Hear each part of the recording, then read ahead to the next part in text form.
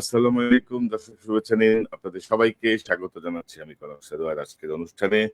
দর্শক, শিরোনাম দেখে বুঝতে পারছেন যে জেনারেল ওয়াকারুজ্জামানকে নিয়ে আহ, বৈষম্য বিরোধী আন্দোলনের নেতা হাসনাত আব্দুল্লাহর একটি ফেসবুক স্ট্যাটাস, যেটি গতকাল আহ, বাংলাদেশ সময় রাতের বেলায় মধ্যরাতে তিনি দিয়েছেন।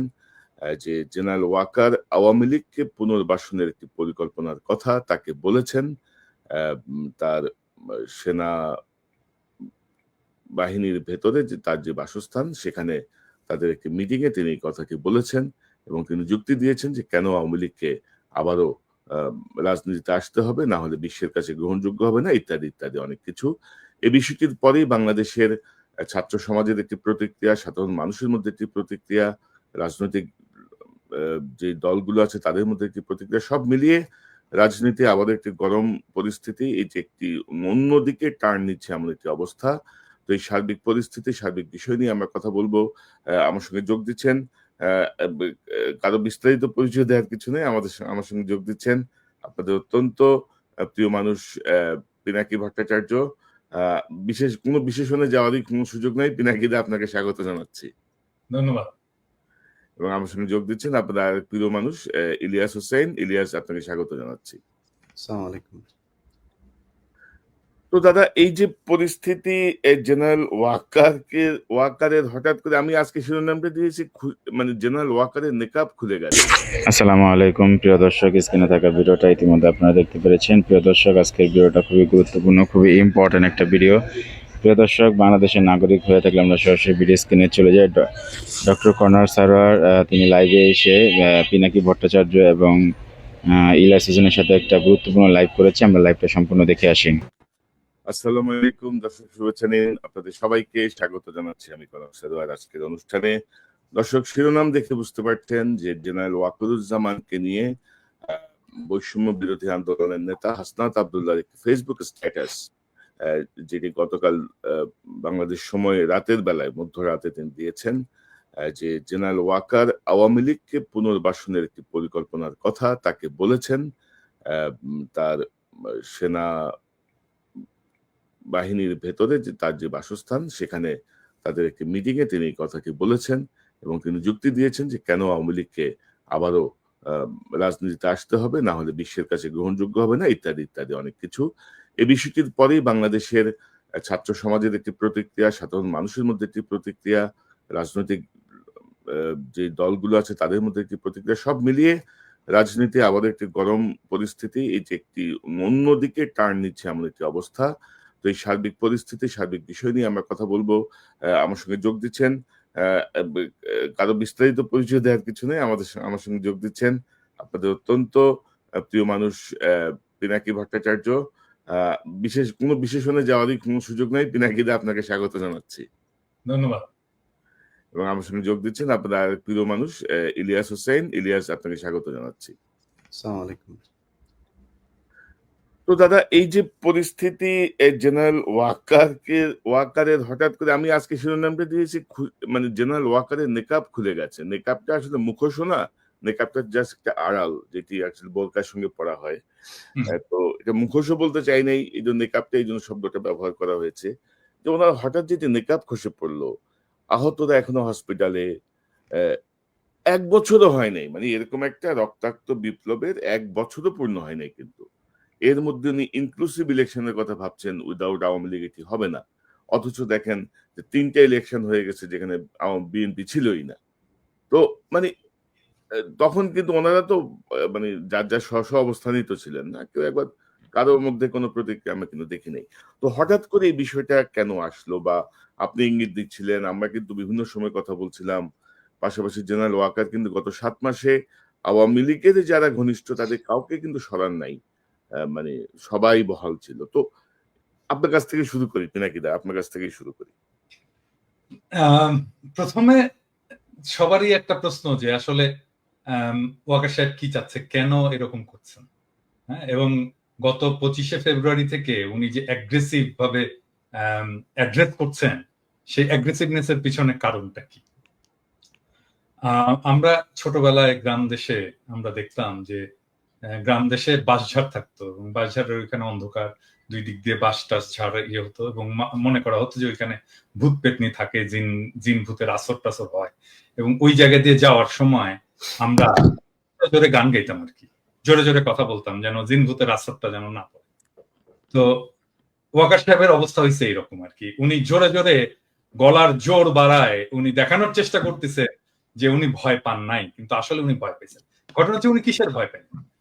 ভয়টা হচ্ছে জাতিসংঘের সেই রিপোর্ট, যে রিপোর্টটা আমি বলছি যে এটা একটা বিস্ফোরক, এবং এটা পাতায় পাতায় ছত্রে ছত্রে লেখা আছে কোন বাহিনীর কে কে কিভাবে মানুষের মানবাধিকার লঙ্ঘন করছে, গণহত্যা চালাইছে, গণহত্যার সহযোগী হয়েছে, এভিডেন্সকে ধামাচাপা দেওয়ার চেষ্টা করছে, এবং সমস্ত জায়গায় সুপিরিয়র রেসপন্সিবিলিটিতে ওয়াকার সাহেব আছে, এবং ওয়াকার সাহেব এই বিচারটাকে এড়াতে চান।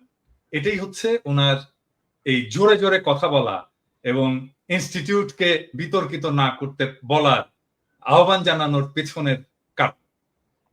এখন মুশকিলটা হচ্ছে কি যে এই রিপোর্টটা তো আর প্রফেসর ইউনূসের সরকার তৈরি করেনি, রিপোর্টটা তৈরি করছে জাতিসংঘ, এবং এই রিপোর্টটা যদি কেউ ডিটেইল পড়ে দেখে তাহলে দেখবে যে মানে প্রমাণ হিসাবে তুলে ধরার ক্ষেত্রে জাতিসংঘ যে মেটিকুলাসলি প্রত্যেকটা তথ্য, প্রত্যেকটা এভিডেন্সকে কতবার ভেরিফাই করছে, হ্যাঁ, তার কোনো ইহত্যা নাই। মানে ধরেন আমি একটা এক্সাম্পল দিই, ধরেন একটা ছবি ব্যবহার করছে, হ্যাঁ, এই ছবিটা কিভাবে কোথায় কোন সোর্স থেকে পাইছে, কিভাবে সেটা ভেরিফাই করছে, কিভাবে ফটো ইমেজটাকে এনহ্যান্স করছে, কে করছে, হ্যাঁ, কোন ফরেনসিক ল্যাবরেটরিতে এটা এনহ্যান্স করা হয়েছে, কোন ফরেনসিক সায়েন্টিস্ট এটা এনহ্যান্স করছে, এভরিথিং ডিটেইল। মানে এর এইখানে যে এভিডেন্স গুলো দেওয়া আছে সেটা কোনোটাকে অস্বীকার করার কোনো ক্ষমতা নাই। এখন এই যে আমি একটা এপিসোড করছিলাম, আমি আর পরে আর করিনি, কারণ আমি ওই যে সমস্ত হেলিকপ্টার গুলো আকাশে উঠছিল, এই হেলিকপ্টার গুলোতে ক্রু কার আছে এটার একটা তালিকা আমি পাইছি, এবং আমি একটা সম্ভবত আমি প্রথম যে হেলিকপ্টারটা উঠছিল এবং যেখান থেকে প্রথম গুলি করা হয়েছিল সেই ক্রু এর তালিকা দিয়েছিলাম আমি, যে কে কে ছিল, অ্যামিনিশন কি কি উঠছিল, অ্যামিনিশন কতটা খরচ হয়েছে, সেইটার হিসাব সহ আমি দিছিলাম। সো এই ডিটেলটা আছে। তো এখন দেখা যাচ্ছে কি যে এই হেলিকপ্টার গুলোতে প্রত্যেকটা কমান্ডিং পজিশনে আর্মি। তো ওয়াকার সাহেব এখন ওয়াকার সাহেবের চারপাশে তারা এখন সার্ভিং, ওয়াকার সাহেব সবাইকে বাঁচাইতে চাচ্ছে, এটাই হয়ে গেছে ওয়াকার সাহেবের মিশন। এখন ওয়াকার সাহেব বাঁচাইতে চাইল, এর সাথে আর কে কে কারা কারা বাঁচাইতে চায়, ধরেন হাসিনার নামে তো একটা মামলা হবে, হাসিনার নামে শুধু না, হাসিনা, তার স্বরাষ্ট্রমন্ত্রী, তার যারা যারা সাথে সাথে ছিল, তার রাজনৈতিক নেতা টেতা সবগুলোর নামে মামলা। আচ্ছা, এরপরে মামলাটা যখন হবে তখন মোদির নাম আসবে না? মোদির নাম তো আসবে, মোদির নাম আসবে, কারণ সালাউদ্দিন সাহেবকে কিভাবে নিয়ে গেল, কিভাবে সে যে ইন্ডিয়ার একটা শহরে যে এসে আবিষ্কৃত হলো, তাই না? মৌলানা সাইদির যে সাক্ষী সুখরঞ্জন বালিকে তাহলে ঢাকা শহরে সুপ্রিম কোর্টের সামনে থেকে হাইজ্যাক করে নিয়ে যে কিভাবে সে ভারতের আদালত, ভারতের জেলে এসে ল্যান্ড করলো, এই বিষয়গুলো তো আসবে। এবং হাসিনার রেজিমকে আপনি কোনোভাবে মোদির সাথে আলাদা করতে পারবেন না। তো হাসিনা যখন ট্রায়ালের মুখোমুখি হবে, বিচারের মুখোমুখি হবে, মোদিও বিচারের মুখোমুখি হবে। সেই জন্য ইন্ডিয়া চাচ্ছে এই বিচারটা যেন না হয়, হাসিনা চাচ্ছে এই বিচারটা যেন না হয়, ওয়াকার চাচ্ছে এই বিচারটা যেন না হয়, এবং সে কারণেই ওয়াকার আয়নাঘর ভিজিট করতে দেয়নি, এবং সে কারণে ওয়াকার আয়নাঘরের এভিডেন্স গুলোকে সিস্টেমেটিক্যালি ডিস্ট্রয় করছে। এবং এই জন্যই ওয়াকার সবাই যত 662 জন পারপিট্রেটর, বিচারক, পুলিশ অফিসার ইত্যাদি ইত্যাদি ইত্যাদি, আওয়ামী লীগ নেতা ইত্যাদি থেকে রক্ষা করছে এবং তাদেরকে বাইরে পাঠিয়ে দিচ্ছে। এটাই হচ্ছে ওয়াকারের প্ল্যান, ডিটেইল প্ল্যান, যেটা আসলে ইনফ্যাক্ট ইন্ডিয়ার প্ল্যান। সে সেটাকে এক্সিকিউট করতে চায়। এখন এটাকে কিভাবে এক্সিকিউট করবে? এক্সিকিউট করার জন্য প্রথম ইয়ে হচ্ছে যে এখন এমন একটা আওয়ামী লীগ লাগবে যে আওয়ামী লীগটা শুদ্ধ, পিওর, ভালো আওয়ামী লীগ আর কি। এবং আমি খুবই হতাশ হয়েছি যে আমাদের অত্যন্ত শ্রদ্ধাভাজন কেউ কেউ বলছেন যে আওয়ামী লীগের শেখ পরিবারের বাইরের কেউ যদি এসে রাজনীতি করে, আওয়ামী লীগের রাজনীতি, সেটা আমরা গ্রহণ করবো। No way, no way. আওয়ামী লীগের রাজনীতি কি আসলে? আওয়ামী লীগ কি রাজনীতি করছে? আওয়ামী লীগের রাজনীতিটা কি? আওয়ামী লীগের রাজনীতি হচ্ছে ধর্মনিরপেক্ষতা, বাঙালি জাতীয়তাবাদ, ফ্যাসিস্ট বাঙালি জাতীয়তাবাদ, সকল গণতন্ত্র, এবং এইটার নামে বাংলাদেশে একটা ফ্যাসিবাদ কায়েম করা, এটাই তো তার রাজনীতি। দুইবার আওয়ামী লীগ ক্ষমতায় ছিল, শেখ মুজিবুর আমলে ক্ষমতায় ছিল, সে ফ্যাসিবাদ কায়েম করছে, একদলীয় শাসন কায়েম করছে। শেখ হাসিনার আমলে 15 বছরের শাসনে একই জিনিস সে ফ্যাসিবাদ কায়েম করছে। আওয়ামী লীগের রাজনীতি ফ্যাসিবাদ, ফ্যাসিস্ট রাজনীতি। তাহলে আওয়ামী লীগের কি রাজনীতি? ভালো ফ্যাসিবাদ হয় নাকি? ফ্যাসিবাদের তো কোনো ভালো মন্দ নাই, মানে গুয়ের তো কোনো ভালো গু মন্দ গু নাই, গু অলওয়েজ গু, গুয়ের কোনো ভালো গন্ধ তো হয়। তো এই জন্যে এই ভালো আওয়ামী লীগ, মানে ভালো আওয়ামী লীগের প্রতিভূকে, ভালো আওয়ামী লীগের প্রতিভূ হচ্ছে শিরিন শাহ, ভালো আওয়ামী লীগের প্রতিভূকে, ভালো আওয়ামী লীগের প্রতিভূ হচ্ছে সাবের হোসেন চৌধুরী। কেন ভালো আওয়ামী লীগ? কারণটা হচ্ছে এখানে ক্লাস, শ্রেণী। এখন তোমরা বলবা যে দাদা আপনি আবার কমিউনিস্টের মধ্যে ঢুকেন। এইটাই হচ্ছে আসল বাংলাদেশের প্রবলেম, রুলিং এলিট ক্লাস। এই যে রুলিং এলিট ক্লাস, ইংরেজি জানা ক্লাস, এটাই হচ্ছে সবসময় ক্ষমতায় থাকবে। এটাই ডেইলি স্টার, এটাই প্রথম আলো, এটাই সাবের হোসেন চৌধুরী, এটাই শিরিন শারমিন। ইংরেজি শিক্ষায় শিক্ষিত, ওই যে ইংরেজি যেহেতু কইছি, যেহেতু ঠিকই কইছি, সেই জন্য ইংরেজি জানা এই রুলিং ক্লাস সব সময় ক্ষমতায় থাকবে। সেটা আওয়ামী লীগের নামে হোক, এটা মিলিটারি শাসনের নামে হোক, এটা বিএনপির নামে হোক, এটা হোয়াট এভার নামে হোক, এটাই তারা থাকতে চায়। এবং এটাই যদি থাকে তাহলেই সেটা ইন্ডিয়ার স্বার্থটাকে রক্ষা করবে, ভারতের স্বার্থটাকে রক্ষা করবে। এখন এখানে প্রশ্ন উঠতে পারে যে এই গ্রুপটা কেন আসলে ইন্ডিয়ার স্বার্থটাকে রক্ষা করবে? কারণ তারা ইন্ডিয়ার সাথে ইকোনমিক্যালি এন্ড ইমোশনালি কানেক্টেড।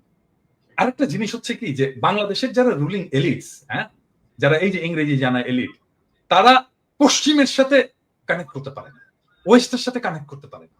আপনি দেখেন এই যে ধরা যাক আমি যদি ইয়ের কথাই বলি, মানে এটা পার্সোনালি নেওয়ার কিছু নাই, ধরেন মাহফুজুর রহমান একজন খুবই বাংলাদেশের এনলাইটেন্ড একজন মিডল ক্লাস এবং রুলিং ক্লাস ইন্টেলেকচুয়াল, এবং তার তো কোনো কিছুর অভাব নেই, টাকা পয়সার অভাব নাই, তার মেয়েকে পড়াইছে ভালো জায়গায়। এখন বলেন তো তার মেয়ে কি করে? কিছুই করে না, ইনফ্যাক্ট কিছুই করে না। সে লন্ডনে কিছুই করতে পারে না, তার ক্যারিয়ার ডুম, কিছুই না। হ্যাঁ, বা ধরেন আপনি জয় তো একটা ইয়ে পরিবারের, একটা সুবিধাপ্রাপ্ত পরিবারের ছেলে। আমার বাবা তো স্কুল টিচার রে ভাই। হ্যাঁ, তো জয়ের মা তো প্রাইম মিনিস্টার ছিল, সে তো শেখ মুজিবের নাতি, এটা প্রিভিলেজ ফ্যামিলি থেকে। কি করছে জয়ের ক্যারিয়ার, গ্লোবাল কন্ট্রিবিউশন কি? কিচ্ছু না, নাথিং। আপনি এই যে বাংলার রুলিং ক্লাস, এরা আসলে পশ্চিমে কিছু করতে পারে না, এরা পশ্চিমের সাথে কানেক্ট করতে পারে না, এবং পশ্চিমের ভ্যালুজও তারা ধরতে পারে না যে আসলে পশ্চিম কি।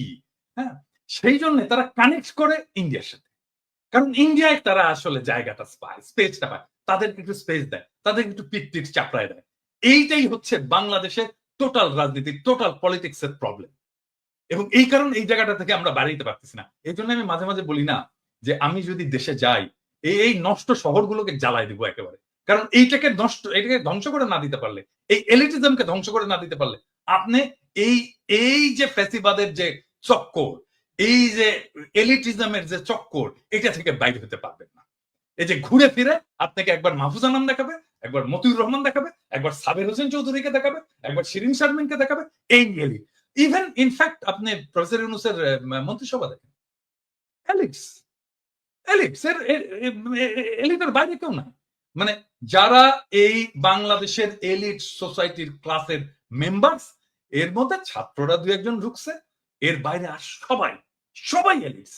আপনি দেখেন, মানে আচ্ছা বলেন কোন, আমি বলি এটা এখন বললে অন্যরকম শোনায়। প্রফেসর ইউনূসের একজন মিডিয়ার ইয়ে দরকার, একজন মিডিয়াতে কাজ করে, বিদেশে থাকে, এরকম একজন এক্সপার্ট আমার বিশেষ সহকারী দরকার। কাকে বলেন তো? আমি আপনাদেরকে বলতেছি না, আমি দর্শকদেরকে বলতেছি। আচ্ছা আপনারা বলেন তো, আপনাদের কার নামটা মনে আসে? বলেন তো কার নামটা মনে আসে? আমাকে যদি বলতো যে প্রফেসর ইউনূস, যে আচ্ছা পিনাকি আমাকে একটু খুঁজে দেন তো, আমার একজন বিশেষ সহকারী দরকার, একজন ভালো ইয়ে করতে পারবে, বিদেশে থাকে, লেখাপড়া করছে, আমার মাথায় প্রথম কনক সরোয়ারের নাম আসতো। আরে কনক সরোয়ার পিএইচডি করেও এলিট গ্রুপে ঢুকতে পারেনি, কারণ ওই যে এলিট সোসাইটি, ওই যে আলিরিয়াজ মিলে যে সোসাইটিটা তৈরি হয়েছে, ওইটার মধ্যে কনক সরোয়ার নাই। সেই জন্য কনক সরোয়ারের নাম আসে না, মনির হায়দারের নাম আসে। মনির হায়দার বিশেষ সহকারী হয়।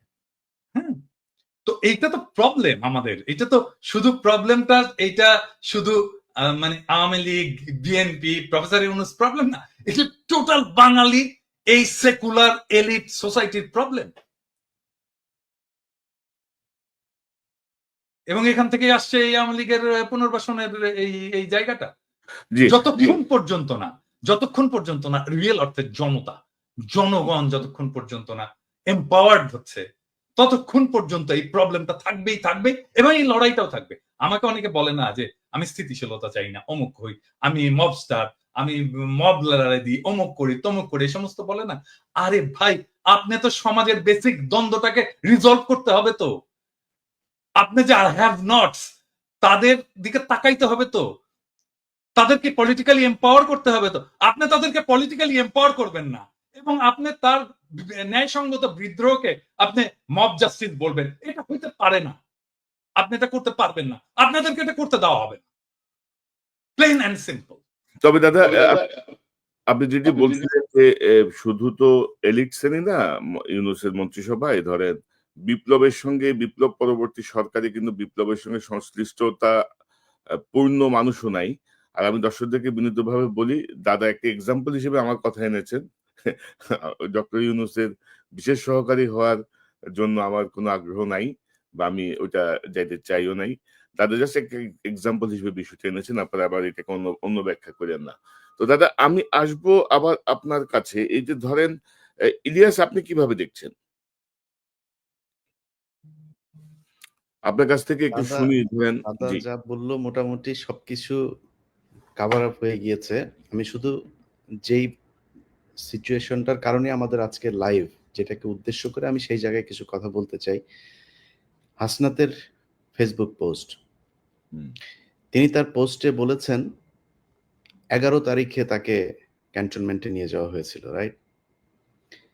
আজকে কত তারিখ? 21 তারিখ আজকে আমাদের, বাংলাদেশে 22। এই 10 দিন হাসনাত বলেন নাই কেন?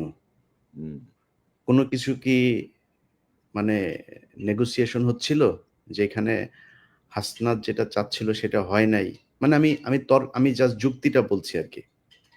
আমি আমি আমি হাসনাতের এটা নিয়ে করছেন। এরপরে হাসনাতের সাথে আমার গতকালকেও কথা হয়েছে। আমি হাসনাতকে মানে দোষ দিচ্ছি না, বুঝছি মানে বলা হয় নাই কেন? এই কথাটা কেন বললাম জানেন? হাসনাতকে জিজ্ঞেস করছিল ইলিয়াস এটা প্রশ্নটা? হ্যাঁ, না আমি এই কথাটা জিজ্ঞেস করি নাই। এই বিষয় নিয়ে কোনো আলোচনাই হয়নি আচ্ছা। আমার সাথে। অন্য বিষয় নিয়ে আমি ওই যে আসিফের ব্যাপারে যে ইয়ে করেছিলাম সেটা নিয়েই আমি করেছিলাম। এটা জিজ্ঞেস করছিলাম হুম। হাসনাতকে। হ্যাঁ, কারণ হাসনাত নানা সময় আমার সাথে নানা কথাবার্তা বলে, ওর মান অভিমান রাগ এই সমস্ত বিষয় ইয়ে করে আর কি।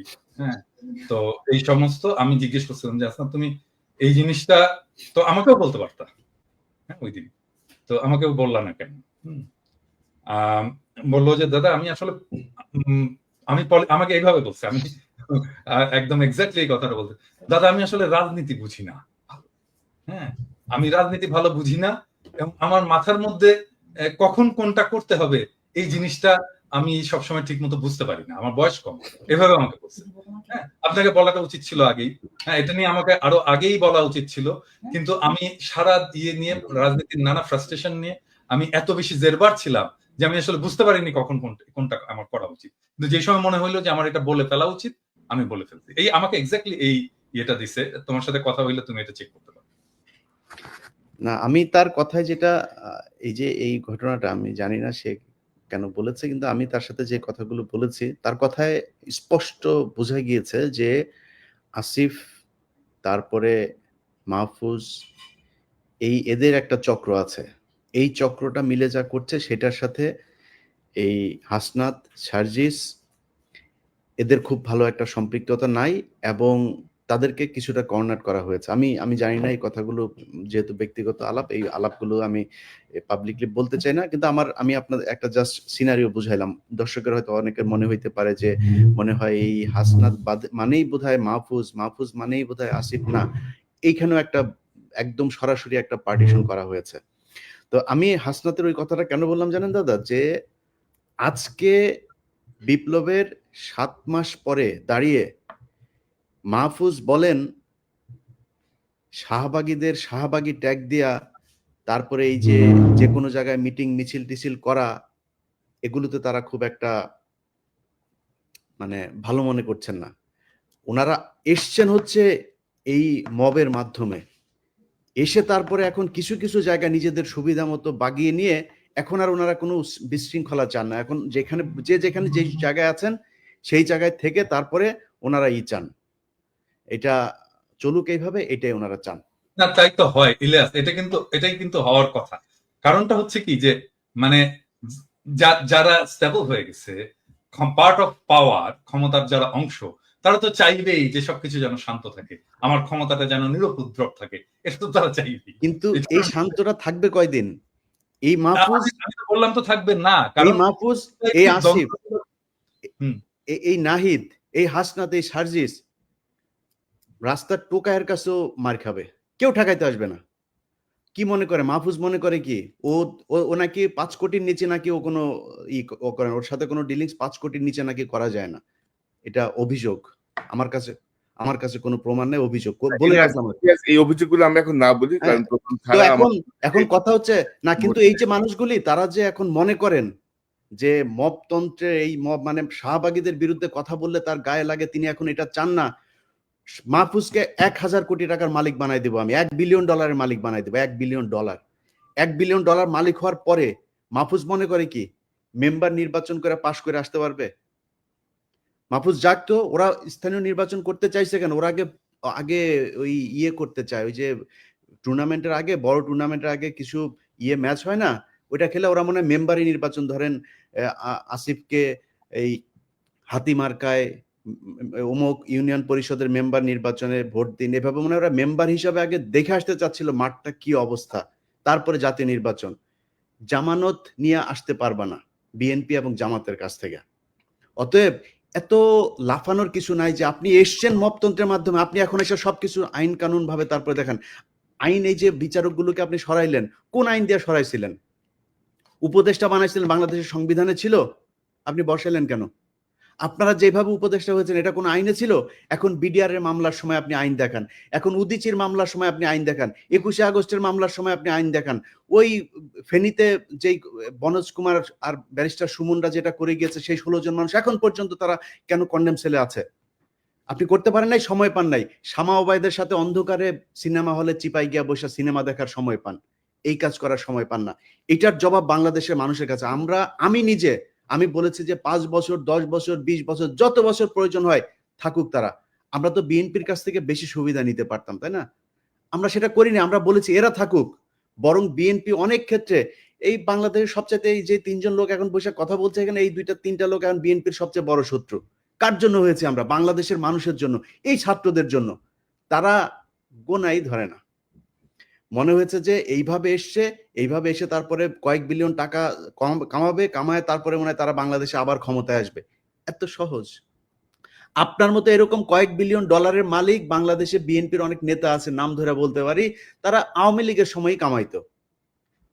আপনি কি মনে করেন নাকি আজকে এই বিতর্কে আর গেলাম না, তারা কামাইতে পারতো, কিন্তু তারা কিন্তু টাকা দিয়ে আপনি বাংলাদেশে রাজনীতি করতে পারবেন। আপনার চেয়ে বহু টাকাওয়ালা লোক বসে আছে বাংলাদেশে। আমি একটা জিনিস, সরি ইলিয়াস, আমি ইন্টারাপ্ট করার জন্য, যে জিনিসটা আমি আমার সকালবেলা দেখে খুবই মেজাজ খারাপ হয়েছে। নাসিরউদ্দিন পাটোয়ারি, জাতীয় নাগরিক পার্টির একজন খুবই গুরুত্বপূর্ণ নেতা, সে আজকে একটা স্ট্যাটাস দিচ্ছে, মানে আমার দেখছেন, কেউ দেখছেন এটা স্ট্যাটাস? ইলিয়াস দেখছো? কোন? আমি খেয়াল করিনি। সেই স্ট্যাটাসে সে বলতেছে জিয়াউর রহমান লুটেরা। মানে কি ধৃষ্টতা! মানে এই ছেলের তো রাজনীতি করার কোনো অধিকারই নাই, রাইটই নাই, কোনো রাজনীতি করার বিন্দু মাত্র তার পলিটিক্যাল ট্রেনিং নাই। মানে সে জিয়াউর রহমান ক্যারেক্টারকেও বোঝেনি, জিয়াউর রহমানের রাজনীতিকেও বোঝেনি, জিয়াউর রহমানের কন্ট্রিবিউশনকেও বোঝেনি, এবং জিয়াউর রহমান বাংলাদেশের জন্য কি সেটাও বোঝেনি। সে বলে দিল লুটেরা। এত বড় ধৃষ্টতা! আশ্চর্য ব্যাপার।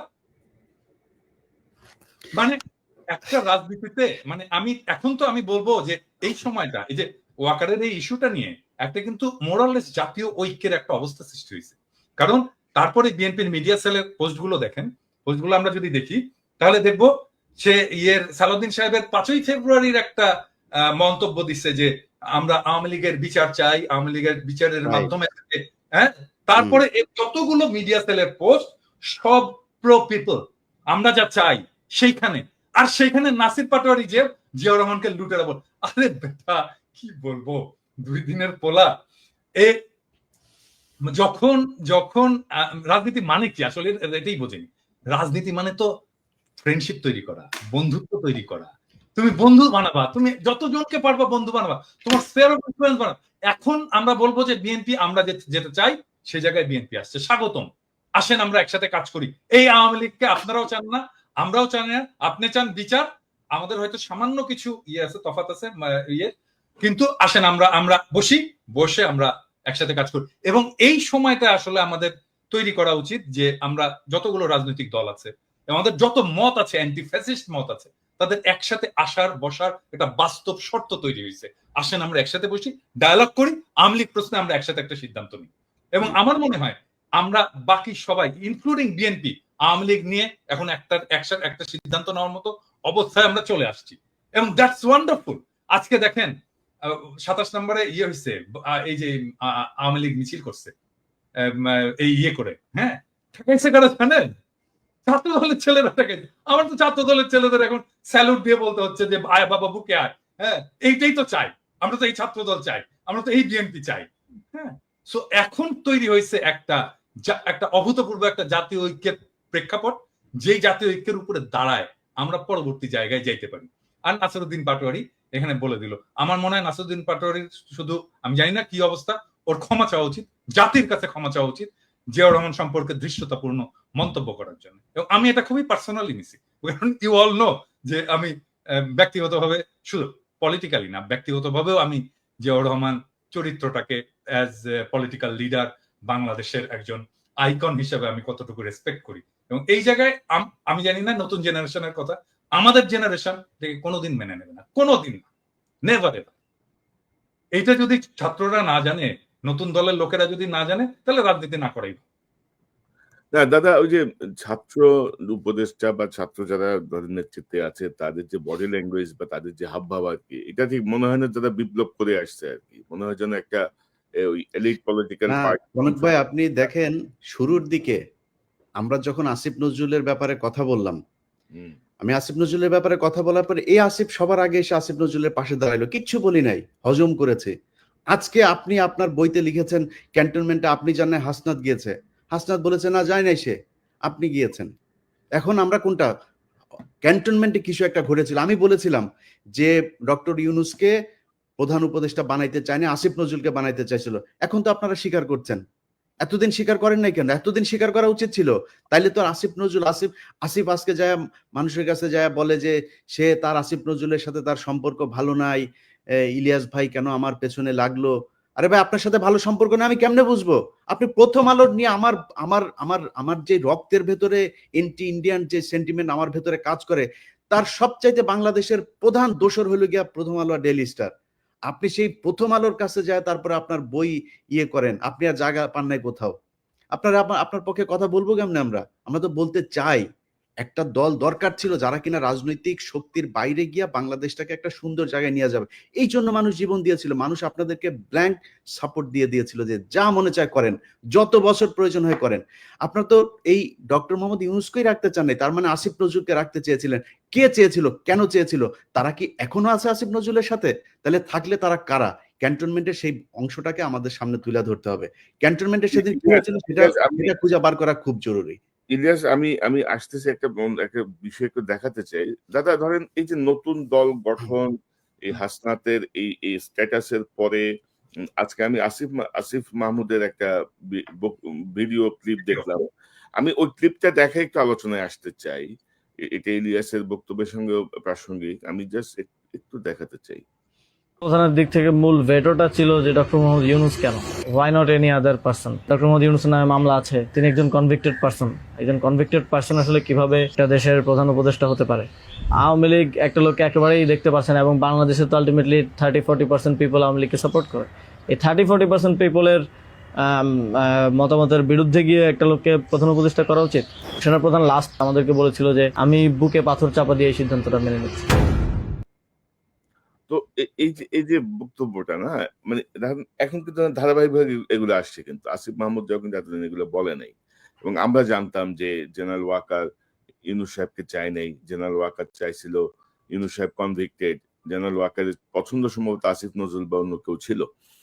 তো এই মুহূর্তে ধরেন হাসনাতের স্ট্যাটাস, এই আসিফ মাহমুদের এই বক্তব্য বা সবকিছু মিলিয়ে নতুন যে রাজনৈতিক মেরুকরণ বা সমীকরণ কি হতে যাচ্ছে আপনি কি মনে করেন? বা পরিস্থিতি যা দেখছি ওয়াকার সাহেবকে হয়তো সরে যেতে হবে এমন একটা পরিস্থিতি কিন্তু। তো পিনাকিদা আপনি কি মনে করতেছেন? না আমি সব একসাথে আসতেছে কিন্তু। না আমি আমি এইখানে এখন আমি আসলে একটু কনক্লুসিভ জায়গায় যেতে চাই যে এখন আসলে কি করা উচিত। মানে আমাকে অনেকে বলে যে দাদা কোন দিকে যাচ্ছে দেশ, কি হবে না হবে। আমি বলি যে দেখেন দেশের অবস্থা এমন ভোলাটাইল, প্রত্যেক মুহূর্তে প্রত্যেক দিন চেঞ্জ হচ্ছে। বলবো এখানে কিছু প্রেডিক্ট করা যায় না। এখানে আপনাকে নেভিগেট করতে হবে। এখানে প্রেডিক্ট করতে পারবেন না, নেভিগেট করতে হবে। সো নেভিগেট কে করবে? নেভিগেট করার যারা অ্যাক্টর আছে তারাই নেভিগেট করবে। রাজনৈতিক দলগুলো করবে, সোশ্যাল ইনফ্লুয়েন্সাররা করবে, রাজনীতির অ্যাক্টিভিস্টরা করবে, সরকার করবে, এই ব্যুরোক্রেসি করবে, এরা মিলে সবাই নেভিগেট করবে। সো এই নেভিগেশনে আসলে কে জিতবে এই এই ইয়েতে? এই প্রশ্নটা চলে আসে যে এইটাতে কি আর্মি জিতবে, এটাতে কি ব্যুরোক্রেসি জিতবে, এটা থেকে ইন্ডিয়া জিতবে? এখানে উত্তর ভেরি সিম্পল। এখানে জনতা যার পক্ষে থাকবে, যাদের পক্ষে থাকবে তারাই জিতবে। হ্যাঁ, আর জনতা তাদেরই পক্ষে থাকবে যারা ন্যায় এবং ইনসাফের পক্ষে থাকবে। তাহলে এখানে প্রশ্নটা হচ্ছে যে ন্যায় এবং ইনসাফের পক্ষে কারা আছে। আমি এইখানে বিনয়ের সাথে প্রফেসর ইউনূসের এই ম্যানেজমেন্ট স্টাইলটার একটু সমালোচনা করতে চাই। যেমন ধরেন প্রফেসর ইউনূসের তো আর্মি চিফকে ডেকে জিজ্ঞেস করা উচিত ছিল যে আচ্ছা আপনি যে বিক্রম মিশ্রের সাথে দেখা করলেন, আপনি কার পারমিশনে দেখা করলেন ভাই? হ্যাঁ, আপনি আমার পারমিশন নিছিলেন? আমি তো defence minister, de facto defence minister. আপনি তো ডিফেন্স মিনিস্ট্রির পারমিশন নেবেন বিক্রম মিশ্রের সাথে দেখা করার জন্য। আমি জানি না এটা প্রফেসর ইউনূস করছেন কিনা, আমার বিশ্বাস এটা উনি করেননি। হ্যাঁ, তারপরে দেখেন ওয়াকার সবার সাথে কথা বলতেছে, বিভিন্ন জনের সাথে কথা বলতেছে, এই সোসাইটির বিভিন্ন লোকের সাথে কথা বলতেছে, অমুক অমুক অমুক অমুক তার সাথে কথা বলতেছে, ইভেন ধরেন হাসনাতের সাথেই বা কথা বলতেছে। কোন ক্যাপাসিটিতে কথা বলতেছে? হাসনাত একজন পলিটিক্যাল লিডার, তাই না? মানে আর্মি চিফের বাসায় যে হাসনাত এরকম পলিটিক্যাল লিডাররা কথা বলবে? এটা বলতে দেবো আমরা? মানে এইটা প্রফেসর ইউনূসের পারমিশন দিছে? তো প্রফেসর ইউনূস এটাকে কিভাবে ম্যানেজ করছেন? আমার ইয়ে হচ্ছে যে প্রফেসর ইউনূসকে ওনাকে ডাকতে হবে, ডেকে বলতে হবে যে আপনি যে এগুলো করছেন আপনি তো পারমিশন দেবেন না। এখন হইতে পারে প্রফেসর ইউনূস আর্মির সাথে সরাসরি ডিল করতে চান না, তো ফাইন, উনার একজন বিশেষ সহকারী আছেন, একজন জেনারেল আছেন, উনি করুক, এটা উনাকে দায়িত্ব দিয়ে দিক। কিন্তু আমরা তো এইভাবে ছেড়ে দিতে পারি না। আর্মিকে তো ফ্রি হ্যান্ড দিতে পারি না যে পলিটিক্সে সে একটা রোল রাখবে। নো ওয়ে, এটা আর্মির কাজ না। আর এখন ধরেন মানে আর্মি ডিপ্লয় করা হয়েছিল, একটা আইন শৃঙ্খলা পরিস্থিতি, একটা গ্যাঞ্জাম ট্যাঞ্জাম ছিল, এটি হয়েছে, এখন অনেক হয়েছে। এখন আর্মির ফিরে যাওয়া উচিত, ব্যারাকে ফিরে যাওয়া উচিত, আর্মির ইয়াং অফিসারদের ফিরে যাওয়া উচিত, সৈনিকদেরকে ফিরে যাওয়া উচিত। অনেকগুলো কারণে। এক হচ্ছে এতদিন মাঠে থাকা উচিত না, 2 নাম্বার তারা ক্লান্ত, 3 নাম্বার তাদের প্রফেশনাল ট্রেনিং এর দরকার আছে। তোরে ভাই, আর্মিকে তো আমার ট্রাফিক পুলিশ আর এই মব পিটানোর কাজে লাগানোর দরকার নাই। তাকে দেশ রক্ষার কাজে লাগাবো, আমি তাকে ট্রেনিং দেবো, আমি তার স্কিল বাড়াবো, তাকে ক্যান্টনমেন্টে যে তার যুদ্ধবিদ্যা শেখাবো, আমি সে ক্যান্টনমেন্টে ফিরে যাক। আর্মিকে দ্রুত ক্যান্টনমেন্টে ফিরিয়ে নিয়ে যাওয়া হোক, এবং ফিরিয়ে নিয়ে যেতে তাদেরকে বিশ্রাম এবং তার পরবর্তী কাজের মধ্যে লিপ্ত করা হোক। এবং সেটার জন্য সিভিল প্রশাসনটা ফাংশনিং হতে পারতেছে না আর্মি, কারণ মনে করতেছে ও আচ্ছা আর্মি এসে তো এটা ট্যাকেল করবেই, আমার তো এটা যাওয়ার দরকার নেই। এই জায়গাটাকে একটা খুবই স্ট্রিক্ট প্রফেসর ইউনূসকে একটা রোল নিতে হবে, যেন আর্মি কোনোভাবেই পলিটিক্স নিয়ে কোন ধরনের চিন্তা ভাবনাই না করে। এটা তো আর্মির কাজ না রে ভাই, এটা তো ওয়াকারের কাজ না। আপনি এটা কেন যাচ্ছেন? মানে কোন নির্বাচন ইনক্লুসিভ হবে, কোনটা হবে না, এটা তো সেনাবাহিনীর প্রধানের চিন্তা করার বিষয় না, এটা রাজনৈতিক সরকার বা সরকারে যারা আছে তারা দেখবে। আর আপনি যেটি বলছেন দাদা, ম্যাজিস্ট্রেসি পাওয়া নিয়ে মাঠে থেকেও তো খুব বেশি আমরা সুফল কিন্তু পাইনি। মানে কোনো বিষয় নিয়ে আমরা খুব বেশি যে সুফল পেয়েছি তা কিন্তু না। এবং জেনারেল ওয়াকারের এই বক্তব্যটা বা আমি একটু রেসপেক্টফুলি কনক তোমার কথার সাথে একটু ডিসএগ্রি করতে চাই, কারণটা হচ্ছে কি আমার কাছে তো ডেটা আছে, মানে একদম ভেরি সলিড ওই ক্রাইমের ডেটা আছে, এবং ক্রাইম আসলেই কমেছে। আমি যদি জানুয়ারি 2024 থেকে আমি যদি এই বিপ্লব পূর্ব ডেটাগুলো দেখি, তার সাথে যদি বিপ্লব পরবর্তী ডেটাগুলো দেখি, সিগনিফিকেন্টলি ক্রাইম কমেছে, অপরাধ কমেছে। না দাদা, আমি যেটা বলতে চাচ্ছি, বোঝাতে চাচ্ছি, সেটি হচ্ছে যে মানে আমাদের যে প্রত্যাশা, মানে আমাদের কাছে আমরা যখন আর্মি নিয়ে কথা বলি, আর্মির কাছে কিন্তু আমাদের প্রত্যাশা অনেক বেশি। এবং আপনি যদি দেখেন যে ফুল ম্যাজিস্ট্রেসি পাওয়ার নিয়ে আর্মি থাকার পরে পুলিশ নাই, ভরসার জায়গা ছিল একটাই যে আর্মি কন্ট্রোল করবে, কিন্তু সেই জায়গাটায় এটা নিয়ে আপনি কথা বলেছেন বা আমরাও কথা বলেছি, বিভিন্ন জায়গায় যে আওয়ামী লীগের যেসব অফিসার গুলো বসানো কমান্ডে, তারা বলছে সব চুপচাপ বসে থাকো, মানে এরকম মতো এসছে। তো যেটা আমাদের আর্মিকে ক্ষতিগ্রস্ত করছে, ওইটাই আমি বলতে চাচ্ছি আর কি, যে ফুল ফ্লেজের কাজ হয় নাই। আপনি বারবার বলেছেন জেনারেল ওয়াকারকে কাকে কাকে সরাতে হবে, কি কি করতে হবে, আমরা বলেছি, মানে কেউ কিন্তু কোনো আজকেও বলেছি ইভেন আজকে রেদওয়ান যে যে ওই যে গুলি করলো, যে বিজেপিতে পোস্টেড ছিল, গুলি করলো সরাসরি সাবমেশিন গান দিয়ে, হ্যাঁ, তাকে আর্মির মধ্যে রেখে দিছে। এটাই, মানে দাদা কোথাও কিন্তু কোনো শুনতেছে না, যেমন ওয়াকার সাহেব শুনতেছে না, ধরেন ইউনূস স্যার ওনার মন্ত্রিসভা নিয়ে আমরা এত কথা বলতেছি, সেই ঘুরে ফিরে কিন্তু সেই ট্র্যাশ গুলাই বসে আছে, কিন্তু চেঞ্জ হচ্ছে না কিন্তু। তো এগুলো আলটিমেটলি ডক্টর ইউনূসকে একটা পর্যায়ে যে মেলাইন করবে, একটা পর্যায়ে ক্ষতিগ্রস্ত করবে। এখনো হয়তো উনি বুঝতে পারছেন না, বাট অলরেডি তার প্রসঙ্গে অনেক কথা আসছে যে উনি কেন এদেরকে নিয়ে রাখছেন, বসায় রাখছেন এই লাইবিলিটিস গুলো।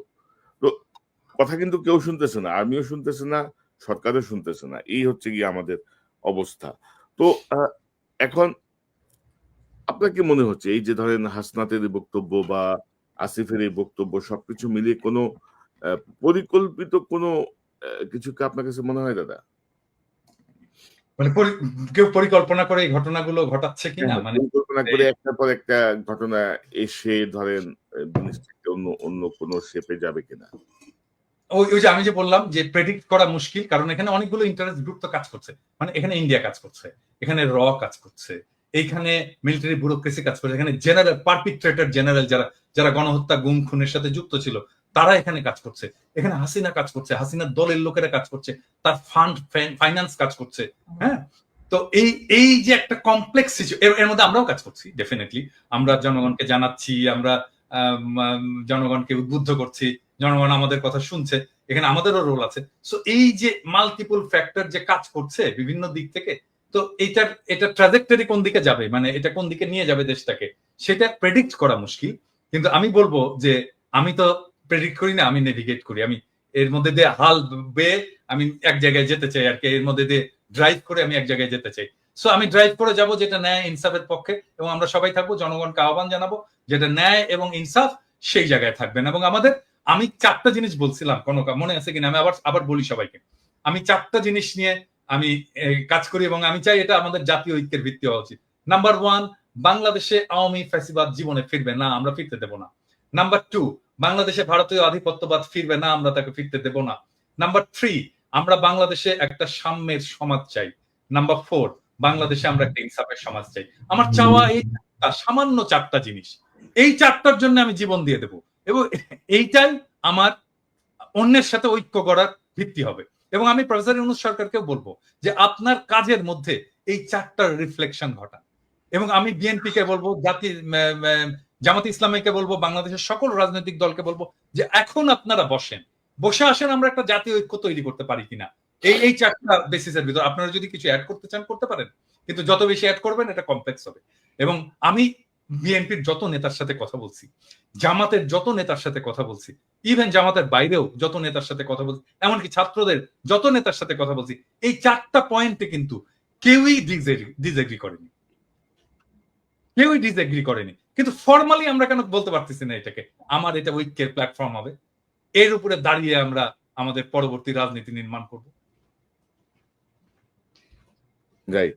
তবে তবে দাদা এই যে সেনাপ্রধানের উদ্ভূত যে পরিস্থিতি, বক্তব্য, এটা নিয়ে আমার মনে হয় যে আইএসপিআর এর একটা ব্যাখ্যা খুব জরুরি। আসলে সেনাপ্রধান কেন বলেছেন, কোন প্রেক্ষিতে বলেছেন, কি বিষয়, এটা ব্যাখ্যা আমরা খুব সহজে দিতে পারে, কিন্তু আইএসপিআর কে ঠিক কথা বলবে, মানে আইএসপিআর সেটাই বলবে যেটা তাকে বলে দেওয়া হবে। এটা এটা এটা ইয়ে না, আমরা এটা অনেক পরে জানতে পারবো যে আসলে কেন এটা হয়েছিল। আমি আমি একটা ইন্ডিকেশন পাইছি যে আসলে উনি কেন এত ভয় পাইছেন, একটা ইন্ডিকেশন পাইছি, এটা কালকে বলবো নি আমার দর্শকদেরকে। না, মানে সামথিং রং আর কি, সামথিং রং। আর ডক্টর ইউনূসের প্রতি আহ্বান যে আপনি আর একটু স্ট্রংলি বিষয়গুলো হ্যান্ডেল করেন। ইলিয়াস, আপনি কি মনে করেন, মানে পরিস্থিতি কি কি দেখতেছেন, কোন দিকে যাচ্ছে, বা এই আপনার মনে কোনো আশঙ্কা আছে কিনা? না, আমিও কনক্লুশনে যাই, কারণ হচ্ছে যে এতক্ষণ যা বললাম সেটা একজন দেশের নাগরিক আমার মনে হয় একজন দর্শক যে চিন্তাটা করছে সেই কথাগুলো আমি কিছুক্ষণ আগে বললাম, কিন্তু এখন এইখানেই যদি আলোচনা শেষ হয় তাহলে মানুষ হোপলেস হবে। তাহলে কি হচ্ছে, কি হইতে পারে? দেখেন আমাদের দেরি হয়ে গেছে, এটা সত্য কথা। যদি আপনি চিন্তা করেন এখন আমরা বলছি সবাই আওয়ামী লীগকে নিষিদ্ধ করতে হবে। মানে আমার এই কথাটা মানে ২ ভাবে করার সুযোগ নাই। আওয়ামী লীগ নিষিদ্ধের ক্ষেত্রে পৃথিবীর ভিতরে যদি একটা প্রাণী জীবিত থাকে সেটা আমি সবার আগে। বাট তারপরেও যুক্তির খাতিরে বলি। কারণ বাংলাদেশে মুসলিম লীগ আছে না এখনো? বাংলাদেশে এখনো জাসদ, বাসদ, টাসদ বহুত দল আছে না? নিষিদ্ধ করা লাগে নাই তো। নিষিদ্ধ করতে হয়েছে না। এই নেজামে ইসলামী পার্টি-টার্টি অনেক পার্টি ছিল, বড় পার্টি ছিল। ইভেন মাওলানা ভাসানীর দল পর্যন্ত তো এখন খবর নেই। যদি মানুষ না চায়, দল এমনিতেই চলবে না। দল এমনিতে ব্যান্ড হয়ে যাবে। মানুষ চায় কিনা? মানুষ তো চায় না। আমরা আলোচনা করেই বোধহয় আওয়ামী লীগকে আরো বেশি মানে চাই কি না চাই। কিন্তু আমরা তাদেরকে চাই না চাই তার চাইতে সবার আগে আমাদের চোখের সামনে যে আওয়ামী লীগগুলো আছে তাদেরকে আমরা সরিয়েছি এখন পর্যন্ত। যদি আমি ক্যান্টনমেন্ট বাদও দেই, ক্যান্টনমেন্ট তো সুপার ক্লাস, এরা তো আবার সুপিরিয়র, এদেরকে নিয়ে তো কিছু বলা যাবে না। এরা তনুকে ধইরা ধর্ষণ করে মাইরা ফেলছে। তনুরে মারার পরও ক্যান্টনমেন্টের সেই ব্রিগেডিয়ারের বিরুদ্ধে এখন পর্যন্ত কোনো বিচার, নামও বলে নাই কেউ। আমি অনেক চেষ্টা করেছি তনুর পরিবারকে, তার পরিবারকে নানানভাবে এই গোয়েন্দা সংস্থার লোকজন করেছে। এই দেশে যদি সেনাবাহিনীর নিয়ে বলতে যাই, ৫ তারিখের পর থেকে যত সমস্যার কারণ, সব সমস্যার মূল কারণ হচ্ছে সেনাবাহিনীর কতিপয় এই দুষ্কৃতিকারী। এরা ৩২ নম্বরে ভাঙতে যাওয়ার সময় বাধা দিয়েছে। এরা প্রথম আলোর সামনে নিয়ে তারপরে সেনাবাহিনী দাঁড় করিয়ে রেখেছে। এরা গিয়ে এই পর্যন্ত যত আলেমরা বের হয়েছে, সে আলেমদেরকে আপনি জানেন কনক ভাই, আমি সেনাবাহিনীর প্রতিনিধিকে আমি একদম সরাসরি বলেছি যে আপনাদের এই অফিসার করছে। বললো হ্যাঁ আমরা দেখছি, আমি এখনই দেখছি। আমাদের সামনে বসে ফোন দিল ঢাকাতে। কি হয়েছে? এখনো পর্যন্ত আলেমদেরকে জামিন দেয় না। জজ সাহেব জামিন দেয়, সেনাবাহিনীর এই ডিজিএফআই ফোন করে তারে থ্রেট করে। এই জন্য সেনাবাহিনী, এই জন্য আমাদের দেশে সেনাবাহিনী নাকি? তো এটা করছে সেনাবাহিনী এখন পর্যন্ত। আওয়ামী লীগ যদি নাকি আপনি ছাত্ররা, আমি আপনাদের অনেক কমপ্লেন করলাম, এখনো পর্যন্ত আপনাদের সুযোগ দিচ্ছে। আগেই বলেছে খুব বেশি দিন সময় নাই। এই ছাত্রদল, ছাত্র শিবির যাদেরকে আপনারা এখন তুচ্ছ তাচ্ছিল্য করে কিছুই নিজেদেরকে বিশাল আকারে সাম্রাজ্যের মালিক মনে করেন, এই ছাত্রদল, ছাত্র শিবিরের কারণেই ৫ তারিখের ঘটনা ঘটানো সম্ভব হয়েছে। আপনাদের পক্ষে করা সম্ভব হইতো না এককভাবে, এটা মনে রাখেন। তাদেরকে নিয়ে ছাত্রদল, ছাত্র শিবির মারামারি করবে, টেন্ডারবাজি করবে, অনেক কিছু করতে পারে। তাদের ব্যাপারে কথা বলতে গেলে খুব সাবধানে কথা বলেন। যারাই ১৫ বছর অন্তত সরকারের সাথে হাত মেলায় নেয় তাদের ব্যাপারে। সো তাদেরকে হিসাব করে যেমন কথা বলতে হবে।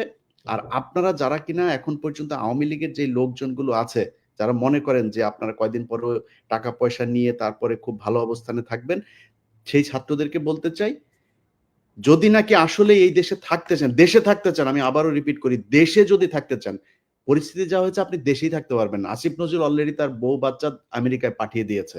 সে টাকা পয়সা যা পাঠাচ্ছে একদম দায়িত্ব নিয়ে বলছি, আপনাদেরকে গ্যারান্টি দিয়ে দিলাম, আসিফ নজরুল আমেরিকাতে প্রপার্টি কিনেছে। প্রপার্টি কার মাধ্যমে কিনেছে সেটাও জানি। পরিস্থিতি আসুক, পরিস্থিতি আসলে আপনারাই জানতে পারবেন। তখন এই ক্যান্টনমেন্টের ঘটনা যেমন আজকে বের হয়েছে, ওইভাবে সবকিছু সামনে নিয়ে আসা হবে। আচ্ছা, এই যে টাকা পয়সা নিয়ে করছেন, এটা নিয়ে বাঁচতে পারবে না। কি করতে হবে?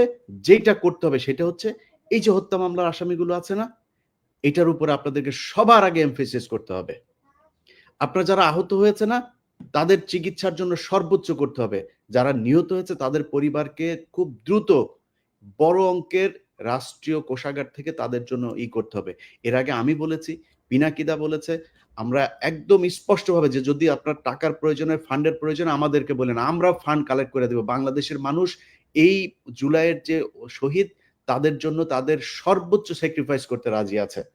আপনাদের কারণে মানুষ সেগুলো নিয়ে কথা বলে না, কারণ আপনারা তোলেনি না। মাঝখানে একবার কষ্টের কথা বলি, মাঝখানে একবার এরা পঙ্গু হাসপাতালের সামনে গিয়ে দাঁড়াইলো। আমি একজন ছাত্র উপদেষ্টাকে, সমন্বয়কে আমি বললাম যে ভাই এই মানুষগুলো এখনো পর্যন্ত আমাদের মিডিয়াতে কথা বলে তারপর চিকিৎসা নিশ্চিত করতে হবে। সে আমার কি জবাব দিছে জানেন দাদা? সে আমারে বলে যে ভাই এরা হইছে উপদেষ্টা হইতে চায়, বুঝছেন? কয় আমার এরা উপদেষ্টা হইতে চায়, এদের অন্য ধান্দা আছে। আমি বললাম তাই নাকি? যে কোনো ডিসেন্ট ভয়েসকে, যে কোনো প্রমিনেন্ট ডিসেন্ট ভয়েসকে বলা শুরু করে আর কি, যে উপদেষ্টা হইতে পারেনি জন্যই এরকম এগুলি করে। তো আমরা এই বিডিআর হত্যাকাণ্ড নিয়ে ধরেন যে কাজগুলো করা হয়েছে, সেনাবাহিনীর পক্ষ থেকে এখনো পর্যন্ত যেই কারণে বিভিন্ন জায়গায় তাদের লোকজন বিভিন্ন লোকজনকে থ্রেট করে, আলেম, একজন আলেম, তাকে জামিন দেওয়া হয়েছে 2000 আপনার মানে এখন থেকে 9 বছর আগে। তারাবির নামাজ পড়ে সে যে বাড়িতে যাচ্ছে তারে ফলো করে করে তারপরে বাড়িতে ঢোকার সাথে সাথে তারে ধরে নিয়ে আসছে। 16 বছর বয়স একজন হাফেজ। আচ্ছা সরি, আমি ইলিয়াস এখানে একটু ইন্টারাপ্ট করি তোমাকে, কারণ এটা আমাদের ইন্টারনাল আলাপ, যেটা আমরা বাইরে বলিনি এখনো। আমি তোমাকে বলছিলাম যে যে আলেমদের যারা, আমি কিন্তু বেশ কিছু আলেমের মামলা ডিসমিস করার জন্য আমি নিজে ব্যক্তিগত উদ্যোগ নিয়ে এই কাজটা করছি, পিপিদের সাথে কথাবার্তা বলে, এবং এই লিস্টটা একটু প্লিজ করো তুমি।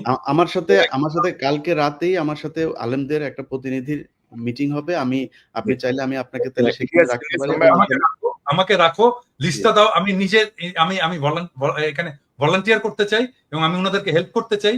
গ্রাউন্ড লেভেলে দরকার হলে আমি কথা বলে যেভাবে হোক এই ভুয়া মামলাগুলো থেকে তাদেরকে বের করে নিয়ে আসার আমি সর্বোচ্চ চেষ্টা করব। দাদা আমরা শোটা শেষ করে এই একটা 5 মিনিট একটা মিটিং করে নেব।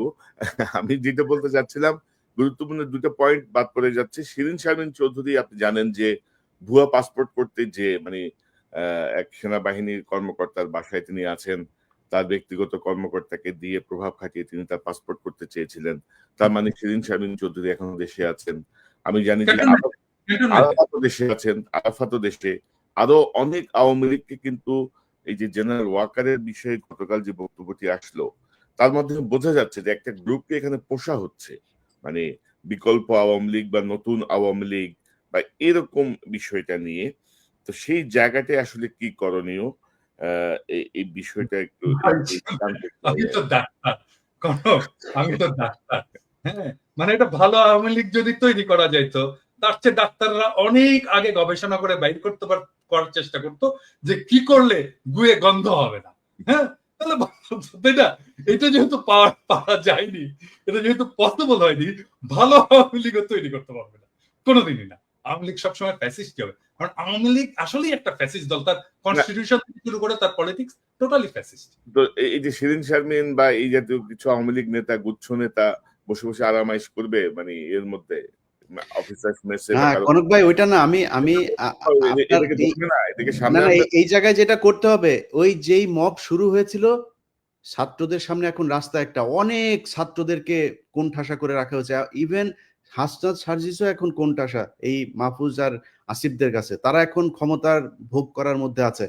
প্রাইভেট ইউনিভার্সিটি, এই যে north south university, BRAC university, এই ইউনিভার্সিটিগুলোর কত ছেলে পেলে মারা গিয়েছে। একজন প্রতিনিধি আছে সেখানে। মাদ্রাসার স্টুডেন্টরা মারা গিয়েছে, তাদের কোনো প্রতিনিধি আছে? জামাত বিএনপির লোকজন মারা গিয়েছে, তাদের কোনো খবর আছে? মনে হচ্ছে এই আসিফ, নাহিদ আর মাহফুজ তিনজন মিলে বাংলাদেশ স্বাধীন করেছে। মাহফুজ কোন জায়গায় ছিল? মাহফুজ মাঠে কোথায় ছিল? আমরা এটা দেখতে চাই, ভিডিও ফুটেজ দেখতে চাই। মাহফুজ মাঠের কোন জায়গায় ছিল? সামনাসামনি সে ফাইট করেছে? কোথাও ছিল না। আচ্ছা, তিনি এখন মাস্টার মাইন্ড হয়ে গিয়েছেন। এখন এই যে জিনিসগুলো করা হয়েছে, আমি মনে করি আমার সাথে অনেকে যোগাযোগ করে প্রাইভেট ইউনিভার্সিটির, বিশেষ করে একটা বিশাল বড় গ্রুপ আছে। এই গ্রুপগুলো চায় তারা এদের ব্যাপারে, আমি বলি যে দেখেন ভাই, ওরা যেভাবে চালাচ্ছে চালাক, যেহেতু তারা 5 তারিখের একটা পক্ষ, আমি তাদের প্রতি একটা সফট কর্নার ছিল। কিন্তু আজকে বলছে যারা যারা আছেন সবাইকে, ইভেন কি ভিপি নুরুল হক নূরের দল, তার কন্ট্রিবিউশন নাই এখানে আছে নাকি? নূরের কোনো কিছু আছে নাকি? আমি বলি ভাই, আমি আমার কথা বলি, আপনার কথা বলি, বলেন কষ্টের কথা আজকে বলি। আজকে যেহেতু আলোচনা এসছে নতুন করে, আমার নামে মামলা আছে, এই মামলাগুলো সরানো উচিত না? এমন কোন উপদেষ্টা কেউ ফোন করেছে আমাকে এখন পর্যন্ত যে ভাই কি হয়েছে, কোথায় আছে আপনার মামলা? আসিফ নজরুলের ওই নারী কেলেঙ্কারি করব, তখন আসিফ নজরুল ফোন করে, ইলিয়াস আপনার কি কি আছে আমার একটু দেন। আরে বেটা, তোর কাছে আমার দেওয়া লাগবে কেন? তুই আগে চাইছিস আমার কাছে? আগে চাস নাই কেন? আগে যদি চাইতি তাহলে তোর আমি দিতাম। এরপরে আজ পর্যন্ত কেউ করে নাই, কেউ করে নাই। আমরা এটার কোনো পক্ষ না, আমাদের কাছে জিজ্ঞেস করার প্রয়োজন নেই। আমাদের কোনোদিন একটা ফোন করে তো কোনো মন্ত্রণালয় থেকে ফোন করে বলে নাই যে ভাই আপনারা, আপনাদের প্রতি কৃতজ্ঞতা, বেটা চেয়ারটা তো পাইছিস আর বসে গেছিস। চেয়ার কি এমনি এমনি হয়েছে নাকি? এই বাংলাদেশে আজকে যে মানুষের যে ভারত বিরোধী যে মনোভাব, এটা ইলিয়াস, পিনাকি, কনক স্যার তারা তৈরি করেছে, এই জন্য হয়েছে। এত সহজে আসে নাই। যেই সময় আপনারা কথা বলতে পারেন নাই, যেই সময় কনক স্যারের বোন জেলখানায় ছিল, সেই সময় আপনারা কই ছিলেন? কোথায় ছিলেন? কি ছিল? একটা পোস্ট করতে পেরেছেন ফেসবুকে? এখন মুখ বড় করে অনেক বিএনপির নেতাও বলে ফেলেন যে বাইরে বসে কিছু মানুষ খায়া দেয়া কাম পায় না। এই কথাটা 7 মাস আগে বলতি, তাইলে বুঝাইতাম। 7 মাস আগে বলিস নাই কেন? তো আমি মনে করি বাংলাদেশে সবাইরে তো ঢালাওভাবে বলা সম্ভব না। জামাত, বিএনপি, হেফাজত, এই প্রাইভেট ইউনিভার্সিটি, পাবলিক ইউনিভার্সিটি, এই যে এখন দেখেন যেখানে যাচ্ছে তারা মার খাচ্ছে। কারণ কি? কারণ ওই পক্ষটা তাদের এই কার্যক্রমকে পছন্দ করে না। সো আমি মনে করি তাদের কালকে থেকে যেখানে সময় টিভিতে এখন পর্যন্ত খুনিরা বসে অফিস করে। ভাই খুনি কেমনে অফিস করে? তা বলেন তাইলে যে কেউ মারা যায় নাই। আপনি হত্যা মামলার আসামিরা আপনি অফিস করতে দেন। এটা কোন ধরনের নাটক? আশিক রহমান এই যে RTVর হত্যা আশিক মামলার আসামি কই? আপনি তারা ধরেন না। সো কালকে থেকে লিস্টিং করতে হবে কোন অফিসে এখন পর্যন্ত হত্যা মামলার আসামিরা আছে, আওয়ামী লীগের দোসর আছে, সেই অফিসে যায় তারপরে বাই ফোর্স তাদেরকে ওইখান থেকে সরাইতে হবে। সাংবাদিক, প্রথম আলোর যেসব সাংবাদিকরা এই বাংলাদেশে ভুয়া জঙ্গি বানায় তারপরে তাদেরকে 12 বছর গুম করে রেখেছে, তাদেরকে কি করতে হবে? সবচাইতে বড় কাজ যেটা, সেটা হচ্ছে যারা এই 12 বছর গুম ছিল, ভাই আপনারা লোক পান না, কারে কোথায় বসাবেন, কে ভালো মানুষ? আরে ভাই ভালো মানুষের দরকার নেই, খারাপ মানুষের নিয়ে বসান। মনে করেন গুম ছিল এরা খুব খারাপ মানুষ, ওরে নিয়ে বসান, ও যাই করুক অন্তত বিট্রে করবে না। আওয়ামী লীগকে আনার জন্য ওরা কোনো কাজ করবে না, কারণ ওরা 12 বছর গুম ছিল। এই লোকগুলির কোথাও বসানো নেই। গুম ঘরে নিয়ে যায় পরিদর্শনে, সেখানে হাসিনুর রহমানরে নিয়ে যায় না। আপনি কোন দেশে আছেন? আপনার এই ওয়াকারের গায়ে আগুন জ্বলা যায় হাসান নাসের আর আসিনুরের নাম শুনলে। আপনি কে ওয়াকার মিয়া? আপনার জীবনের সবচাইতে বড় পাপ, আপনি যে দোজকে যাবেন, আপনি নাকি মাগরিব থেকে এসা পর্যন্ত আপনি নাকি কোরআন ছাড়া কিছু বুঝেন না। আমাদেরকে বুঝায় গেল ভাই, আজকে বলি নামটাম না বলি, আমার আর কনক ভাইরে আর্মির প্রতিনিধি দল আইসা নিউ ইয়র্কে এসে বুঝায় গেল উনি মাগরিব থেকে এসা পর্যন্ত কারোর সাথে দেখা করেন না, কোরআন শরীফ পড়েন। এইভাবে নাকি কেমনে পরে চশমা চোখে দিয়ে এইভাবেও দেখা গেল না, একদম সামনে বসা। আমরা বিশ্বাস করলাম। আমরা কিন্তু তারপর থেকে পিনাকি দাদার কাছে আমি মাপ চাই আজকে। পিনাকি দাদা আমারে বলছে যে তুমি ইয়ারে কেন করলা, ওয়াকারে কেন ব্ল্যাঙ্ক সাপোর্ট দিলা? আমাকে দাদা ইয়ে করেন, দেখেন বিডিআর এর এটা নিয়ে ভালো একটা রেজাল্ট আসবে। ফারাবির এখন পর্যন্ত ছাড়ে নাই। আমারে বললো ইলিয়াস আপনি কি চান? আমি বললাম আমি চাই বাংলাদেশের আলেমগুলো, যেই আলেমরা, যেই ছাত্রদল, ছাত্র শিবির, যেই লোকগুলোকে শেখ হাসিনা 12 বছর জেলে পাঠিয়েছিল, তাদের সবাই ছাড়বেন। ফারাবির নাম ধরে বলেছে, ফারাবির এখন পর্যন্ত ছাড়ে নাই। তো পিনাকিদার কথা সেদিন না শুনে আমার ভুল ছিল, আজকে বুঝতে পারলাম। এই জন্য পিনাকিদার কাছে সরি বল। অতএব এই জায়গাগুলো ঠিক করতে হবে। আমরা কারোর আর বিশ্বাস করি না, আবার ফের সেই জায়গায় আসতে হবে। যারা আছেন কালকে থেকে লিস্টিং করতে হবে, লিস্টিং করে তারপরে ঠিক করতে হবে কোথায় কোন অফিসে আওয়ামী লীগের দালাল আছে। দল নিষিদ্ধের আগে এদেরকে আগে এখান থেকে সরাইতে হবে। নাইলে যারা এখন এই যে আওয়ামী লীগের লোকজন দেখেন, বিএনপির ভাই এবং জামাতের ভাইদের বলি, তারা এখন আপনাদের দলে যাওয়ার জন্য পারাপারি করে না, কালকে দেখবেন সবার আগে আপনারে ধরবে। অতএব জামাত, বিএনপি কোনো দলের মধ্যে কোনো ভাগাভাগি নাই। আপনাদের ভেতরে রাজনৈতিক সমস্যা থাকবে, খুনোখুনি হবে, মারামারি হবে, সব হবে, এক জায়গায় এক হইতে হবে। সেটা হচ্ছে আওয়ামী লীগ বাংলাদেশে কোনোভাবে পুনর্বাসিত হইতে পারবে না। ব্যাস, এই জায়গায় আর কোনো কিছু নাই। সবাই প্রস্তুতি নেন, আবার বিপ্লব শুরু হবে ইনশাল্লাহ। দাদা আপনার কোনো মন্তব্য? আমার নামেও কিন্তু একটা মামলা শুধু খালাস হয়েছে, তাও এটা কিন্তু কেউ উদ্যোগ নেয়নি। কারণ আমার মামলার সাথে ছিল মুশফিকুল ফজল আনসারী আর ওই যে আশিক ছেলেটা তো খুব নামকরা অ্যাক্টিভিস্ট এবং খুব উদ্যমী ছেলে। ও নিজে এটা করছে, সেই জন্য ওর সাথে সাথে আমার মামলাটা খালাস হয়েছে। কিন্তু আমার অন্য মামলাগুলো কিন্তু কোনোটাই খালাস হয়নি, সবগুলোই আছে। আরে আমারও তো একই অবস্থা। আমার তো বোধহয় মামলা 4টা না 5টা, তার মধ্যে একটা গেছে রাষ্ট্রদ্রোহ, যেটা তারেক রহমান সাহেব 1 নম্বর আসামি। ওইটা তাও গিয়েছে, কারণ হচ্ছে 21 টিভির চেয়ারম্যান ওইটার আসামি ছিল, ওনারা যেহেতু কাজ করেছে, নাইলে হয়তো ওইটাও যাইতো না। আর বাকি দিয়েছে মানে ডিজিটাল সিকিউরিটি অ্যাক্টের মধ্যে আরো 3-4টা আছে, আমরা জানিও না, মানে কারো কোনো খোঁজ খবরও নাই রে দাদা। আমরা তো মানে কি বলবো আর কি। তো দেখা যাক, নতুন মেরুকরণ একটা শুরু হয়েছে মনে হচ্ছে। এই ভালো হইলে ভালো, না হইলে তো সব সোজা হয়ে যাবে। তো দেখা যাক কি দাঁড়ায়। পিনাকি ভট্টাচার্য আপনাকে ধন্যবাদ, অসংখ্য ধন্যবাদ। ইলিয়াস হোসেন আপনাকে ধন্যবাদ। নিশ্চয়ই আমরা পর্যবেক্ষণে রাখি সামনের পরিস্থিতি কোন দিকে যায়, সে অনুযায়ী নিশ্চয়ই আমরা আমাদের আলোচনা বা বিশ্লেষণ করে ধরবো। ভাই একটা কথা বলতে চাই, এক লাইন, পিঠের চামড়া একটারও থাকবে না। যারা মনে করেন না যে এরে না ওরে না এরে, আপনি টাকা পয়সা কামায়, মাহফুজ বলেন, নাহিদ বলেন, আসিফ বলেন, আওয়ামী লীগ যদি নাকি কোনোভাবে পুনর্বাসিত করেন, পিঠের চামড়া একটারও থাকবে না। ছাত্রদল, ছাত্র শিবিরের সাথে অলরেডি তো গ্যাঞ্জাম শুরুই হয়েছে। সামনে ছাত্রলীগের আইনা, তারপরে ত্রিমুখী পিটানি খাবেন। টাকা পয়সা নিয়ে সারা জীবন ওই যে মইনিউর ফখরুদ্দিনের মতো যায় সারা জীবন এক জায়গায় বসে থাকতে পারবেন। আমি আচ্ছা, ইলিয়াস, পিনাকি কনক সারোয়ার আমরা কিন্তু বাইরে থাকলেও মানুষ ডাকে, ভাই আসেন দেশে, আসেন না কেন? আমরা এখন দেশে যাইতে পারি, এটা সমস্যা নেই। আসিফ নজরুলের বাপের ক্ষমতা নাই, দেশে গেলে আমার মামলায় আমার আটক করে নিয়ে যাবে। কিন্তু আপনাদের জীবনে কিন্তু যাইতেও দিবেন, কেউই যাইতে দিবেন, কেউই ডাকবে না আপনারে। সো সাবধান, আচ্ছা, পিঠের ইলিয়াস, চামড়া একবারও থাকবে না, সবাই সাবধান থাকেন। ইলিয়াস তোমাদের সাথে দেখা দেখা করতে আসলো, তো আমার সাথে আসে না কেন দেখা করতে? ও বললো না কেন যে দাদার সাথে কথা বলেন না কেন? কি ডরায় আচ্ছা, নাকি? আমার এখানে আসার দাদা এই হ্যাঁ, জিনিসগুলো এটা আমাদের তো তাদের সাথে আমরা প্রমিস করেছি যে আমরা আপনাদের এই বিষয়গুলো, এই আপনার নাম কারা কাদের সাথে কি মিটিং হয়েছে এগুলো নিয়ে আলোচনা করব আচ্ছা, না। ওটা আসলে কিন্তু দাদা, তারপরে বলি কারণটা কি? কারণটা হচ্ছে আমি যে বিডিআর এর কাজটা করছিলাম, এই বিডিআর এর এই বিষয়টা নিয়েই তাদের যুক্তি দেখেন, সেনাবাহিনীর যুক্তি শোনেন। যুক্তি হচ্ছে কনক সারোয়ার, ইলিয়াস হুসাইন, পিনাকি ভট্টাচার্য, আপনাদের এই দেশের অসামান্য অবদান, আপনাদেরকে যথাযোগ্য সম্মাননা দিয়ে দেশে আনা হবে, আপনারা আপনাদের সম্মান দেওয়া উচিত আমাদের। আচ্ছা, এখন কি করতে হবে? সেনাবাহিনী নিয়ে করা যাবে না, বিডিআর নিয়ে করা যাবে না। বিডিআর নিয়ে কি হয়েছে? বিডিআর নিয়ে করলে নাকি এটা নাকি সেনাবাহিনীর সুনাম ক্ষুণ্ণ হবে, ১। ২ নাম্বার পয়েন্ট হচ্ছে এখানে অনেক মহিলা রেপ হয়েছে, এদের নাম প্রকাশ পেয়ে যাবে। কত লেম একটা যুক্তি, আপনি চিন্তা করেন। এটা হয়ে যাবে। তো আমি বলেছি যে আপনি আমরা এই পৃথিবীতে এখন পর্যন্ত, আমি তো সাংবাদিকতায় যতটুকু আমার প্রশিক্ষণ নেওয়া হয়েছে, আমি তো কোথাও শুনি নাই যে কোনো রেপ হওয়া কোনো নারীর নাম কোনো গণমাধ্যম প্রকাশ করতে পারে, আনলেস শি ইজ ডেথ। মারা যাওয়ার পরে আপনি তার নাম প্রকাশ করা যাবে, কিন্তু মারা যাওয়ার আগ পর্যন্ত আমরা তার নাম, ছবি কোনো কিছুই প্রকাশ করি না। আমরা বলবো কেন? এটা গোপন একটা তদন্ত হবে, কারা কারা করেছে। যে বিডিআর এর সৈনিকরা ধর্ষণ করেছে তাদের ফাঁসি দিয়ে দিবেন, যারা ছাড়া পেয়েছে তাদেরকেও ধরবেন, যারা সাক্ষীদের ভেতরে অনেকে ক্রিমিনাল আছে ইলিয়াস, তাদেরকে ধরবেন, ধরে নিয়ে তাদের ফাঁসি দিবেন। আমি তো না করি না, আমি বিচার চাই, বরং আপনাদের চাইতে বেশি বিচার চাই আমি। সো আপনারা করেন এই যুক্তিতে বিডিআর এর নিয়ে কাজ করতে না। তো আমি বিডিআর এর প্রোগ্রামটা করেছি অনেক সেন্সর করে দাদা।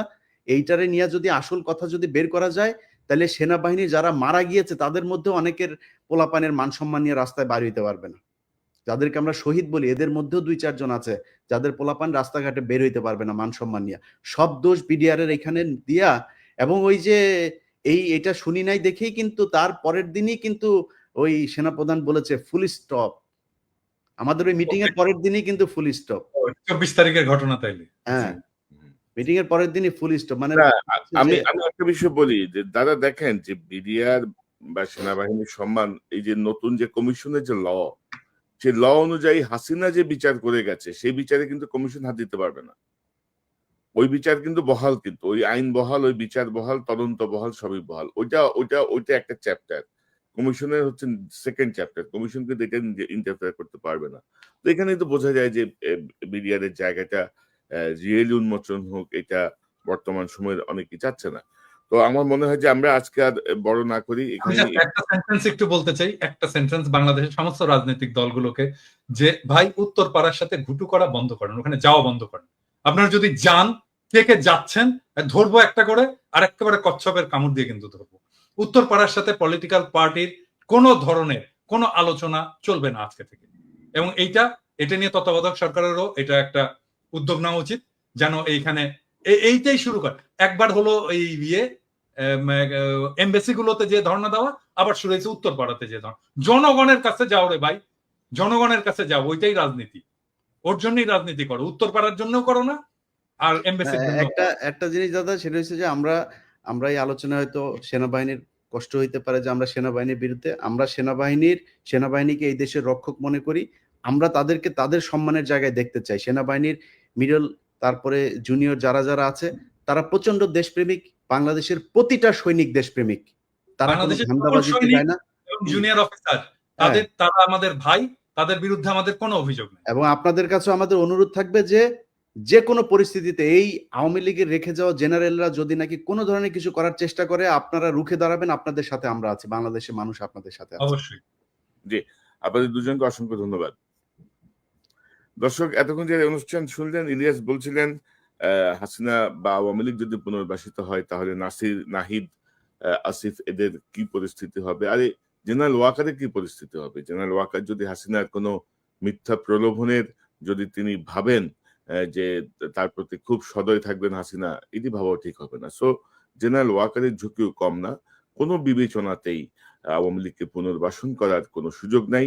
কোনো ইনক্লুসিভ, এক্সক্লুসিভ কোনো ফরম্যাটেই আওয়ামী লীগ বাংলাদেশে যেন পুনর্বাসিত না হয়, সেই জায়গাটায় শুধু আহ, আজকের হাসনাতের এই স্ট্যাটাসের প্রেক্ষিতে না, সকল রাজনৈতিক দলের প্রতি এটি এক ধরনের বার্তা। কেউ যেন কোনোভাবে, বিশেষ করে এত রক্তাক্ত বিপ্লবের পরে, এত গুম খুন লুটপাটের ইতিহাস সামনে আসার পরে আমার মনে হয় যে কোনো সুস্থ মস্তিষ্কের মানুষ আওয়ামী লীগকে পুনর্বাসন করতে চাইবেন না, বা আওয়ামী লীগকে বাংলাদেশের কোনো রাজনৈতিক দল হিসেবে এই মুহূর্তে দেখতে চাইবেন না। হয়তো সম্পূর্ণ বিচার হয়ে যাওয়ার পরে যদি কিছু অবশিষ্ট থাকে, তখনকার পরিস্থিতি তখন দেখা যাবে। দর্শক, এই চ্যানেলটি সাবস্ক্রাইব করে আমাদের পাশে থাকুন, এই চ্যানেলের মেম্বারশিপ নিয়ে আমাদের পাশে থাকুন। আবারও দেখা হবে ইনশাল্লাহ। আসসালামু আলাইকুম। প্রিয় দর্শক, স্ক্রিনে থাকা ভিডিওটা ইতিমধ্যে দেখতে পেরেছেন। ভিডিওটা খুবই গুরুত্বপূর্ণ ছিল। আপনাদের মূল্যবান মতামতগুলো কমেন্ট বক্সে কমেন্ট করে জানিয়ে দিবেন। আপডেট ভিডিও পেতে চাইলে নয়ন দেশ চোখ রাখবেন। ভালো থাকবেন, সুস্থ থাকবেন। আল্লাহ হাফেজ।